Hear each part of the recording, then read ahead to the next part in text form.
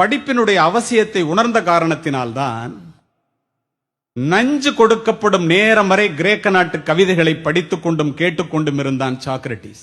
தூக்கு கயிற்றை முத்தமிடும் வரை படித்துக் கொண்டிருந்தான் உமர் முக்தார்.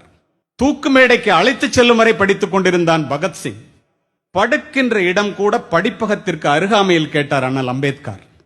படித்துக் கொண்டிருந்த புத்தகத்தை முடித்துவிட வேண்டும் என்பதற்காக தன்னுடைய அறுவை சிகிச்சையே அடுத்த நாள் மாற்றி வைக்க சொன்னார் பேரறிஞர் அண்ணா. பயணங்களின் போது எல்லாம் படிப்பதையே தன்னுடைய வழக்கமாக கொண்டிருந்தார் பாரதத்தினுடைய முதல் பிரதமர் ஜவஹர்லால் நேரு. படித்துக் கொண்டிருந்த புத்தகத்தை முடிக்காமல் தூக்கத்தையே மறந்தவர் முன்னாள் ஜனாதிபதி ராதாகிருஷ்ணன் அவர்கள். படிப்பால் மட்டுமே பாரதத்தை பாராள வைக்க முடியும் என்று படித்து படித்து சொன்ன மகா மனிதர் திரு APJ அப்துல் கலாம். 35 ஆண்டுகள் நூலகத்திலே மூழ்கி மூலதனம் என்னும் வேதாந்தத்தை கண்டுபிடித்தான். இன்று வரை கம்யூனிஸ்டுகளுடைய பைபிளாக போற்றப்படுகிறது கார்ல் மார்க்ஸ்.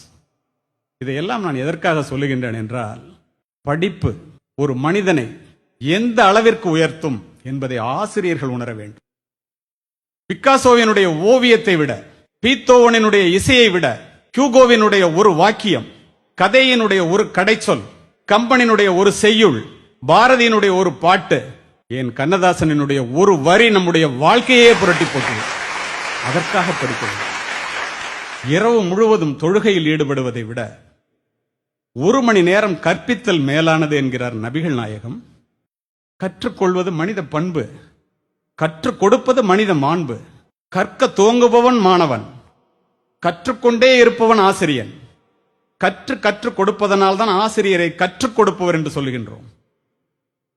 நமக்கு அதிகமான ரோஜா மலர்கள் வேண்டும் என்றால் அதிகமான செடிகளை நட வேண்டும் என்பது இயற்கை. நமக்கு அதிகமான அறிவு வேண்டும் என்றால் அதிகமான புத்தகங்களை படிக்க வேண்டும்.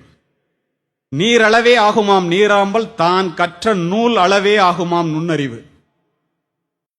நிறைய பட்டங்களை பெற்று தன்னுடைய பெயரை அலங்கரிப்பவர்களை விட நல்ல புத்தகங்களை படித்து தன்னுடைய மனதை அலங்கரிக்கின்ற ஆசிரியர்கள் மேன்மையானவர்கள் என்பேன்.